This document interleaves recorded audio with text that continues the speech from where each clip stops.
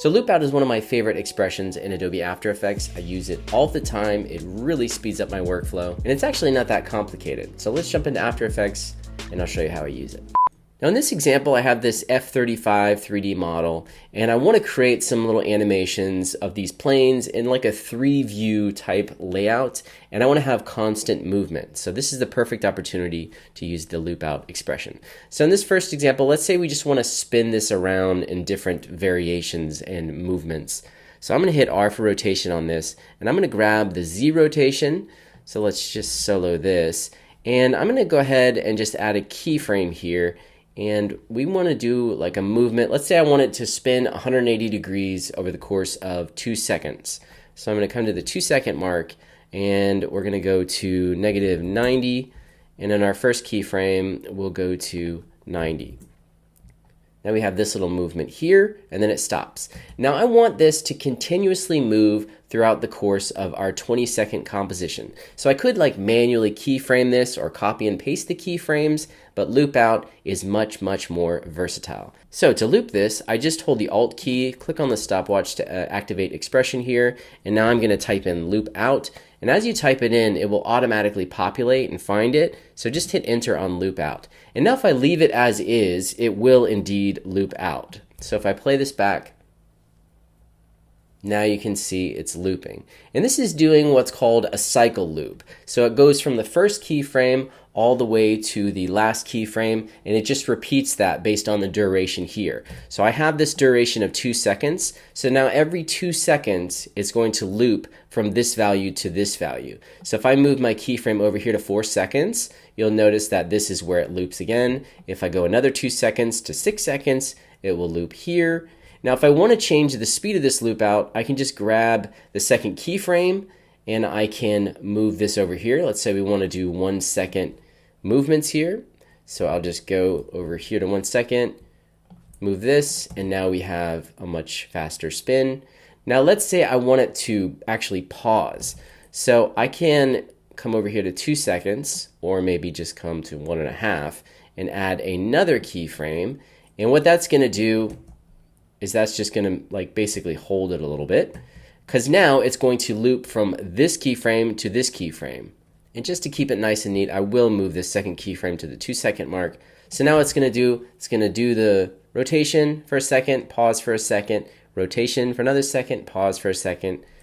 Now as I said before, this is what's called a cycle loop, but you can actually change to different loop types. To do that, you need to come in here to the expression and navigate to the parentheses here, and inside the parentheses just type quotation marks, and that's going to bring up this little menu here with 4 different options. So these are your different loop types. So you have continue, cycle, offset, and ping pong.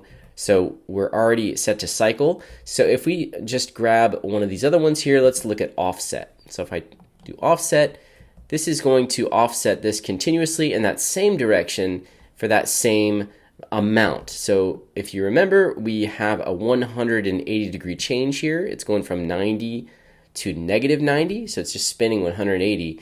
Now it's going to spin it again another 180, and it's going to keep offsetting that amount for each specific loop. Now I can come back in here. Let's say we actually want it to go back the other direction. So for that, I can just grab ping pong. So we'll come down here to ping pong, and now it's going to basically go back in the other direction. But now you can see it basically ping pongs and then goes back. And that's because what it's doing is it's again going from the first keyframe to the last keyframe. So watch what happens here. As I slowly drag it, it moves. Then there's a pause, and now it's going to ping pong back. And it's going to go back in this way, and then it's going to ping pong back, and it's going to go that way again. So if we want to add a pause before this, I can just grab all of these keyframes, move this up, bring my playhead here, add another keyframe, and then maybe reposition these last keyframes here in the first one, just so there's not a huge pause. And don't worry if you position your keyframe further out in the comp, because again, the loop starts where the first keyframe is positioned. And of course, if you just delete these, now you'll have a pretty cool little ping pong effect here. And if you want to smooth that out, you can just grab those and add some easy ease. And there you go. There's ping pong. Now I'm going to get rid of that easy ease, and we'll go back here and take a look at the last type, which is continue. So continue does exactly what it sounds like. It's just going to continue that animation. Now there's actually a much better way to visualize the difference between continue and offset type. So here I have a position animation on both of these jets. They're doing the same little motion here. They do a little zigzag and then they stop. You can see there's just two simple keyframes on each. So if I apply a loop out to the top here, and let's do continue for this one, and then at the bottom one we'll do an offset.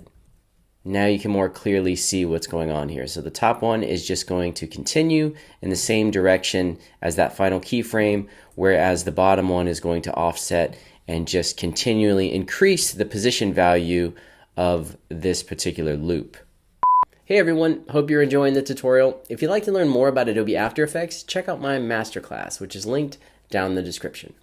Now so far I've been using 2 keyframes in these animation examples, but that's not always the case. You're usually going to have more than just 2 keyframes. So if you have more than 2 keyframes, you're going to need to use this second argument in the loop out method, which is where you specify the number of keyframes you want to loop out. So in this example, I've got 3 keyframes. So we fly the plane out from the edge of the comp here, and then it does this little same zigzag maneuver. Now let's say I want this to fly in, and then I only want to loop these final 2 keyframes. So I want it to fly in, and then I just want it to offset and do this loop between here. So to do that, I just use my keyframe number in the expression. So I'm going to add a loop out expression here, and I'm going to type in offset, and then I'm going to hit comma, and then I'm going to add the number. Now if you enter 0, it's going to basically loop the entire number of keyframes here, and then if I enter 1, it will go back and show you the keyframes before the last keyframe. So 1 is the keyframe before the last keyframe. So I'm telling it I want to loop this keyframe right here, 1 to this one.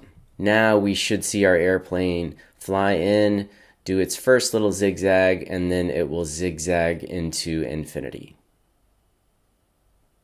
Now if you'd rather use time as a measurement instead of the number of keyframes, you can simply use the loopOutDuration expression right here, and this will allow you to put in the type. So you can put in the type and then do a comma, and after that this will be the number of seconds instead of the number of keyframes. So this will help if you're trying to be very precise in the number of seconds. Alright, now I'm going to create my 3-view animation using what I've learned here with these loop out expressions. So I've generally positioned these 3 different 3D models here. I'm going to grab this first one here. Now I want this one to maybe just roll over and show the bottom and then roll back very slowly. So I'm going to hit R for rotation. I'm going to add a keyframe to the Y, and then I'm going to come out to 4 seconds. And it's important that I do these to an exact second or frame. So when I want them to loop out entirely, or if I want to loop out the entire composition, I need to pay attention to the number of seconds so that I can mathematically time this out. So 4 seconds, we're going to do a 180-degree move on our Y-axis here. So that'll just spin it over like this. And I'm going to do a simple ping pong here. So I'm going to add some easy ease to this, and then I can alt-click it and do loop out and select ping pong. And there we go. Now this will just roll over and then roll back, and it's just going to continue to do that. Now this one up here, I just want this one to spin around on the Z-axis. So I'm going to hit R for rotation. I'm going to add a keyframe to the Z rotation, and I'm going to come out to 4 seconds. And at the 4-second mark, this one is essentially going to do a full revolution here. So I'm just going to hit -1 because I want it to spin in this specific direction.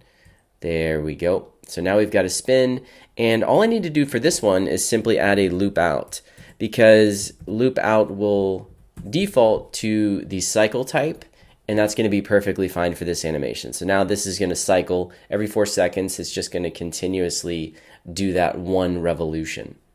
Okay, so I've got this one. Now for this one here, I just want it to spin around on its Y-axis, is that right? No, on its X-axis. Okay, so I'll add a keyframe here. Now for this one, We'll do something a little more dynamic. Let's say we want it to do 90 degrees and then hold and then do another 90 degrees. So we're just going to do 90-degree offsets with a pause. So I'll do 2 seconds. So I'll go to the 2-second mark and we're going to go to 90 degrees, and then I'll go to the 4-second mark and add another keyframe here so that it'll just hold that. And then I'm going to add easy ease in between these two. So now we have this. So it moves and then it holds. And I will alt click this and I'm going to add loop out, and we're going to do offset. And now that's going to continuously add 90-degree turn every 4 seconds. Okay, so we've done increments of 4 seconds here, but I have a 20-second composition.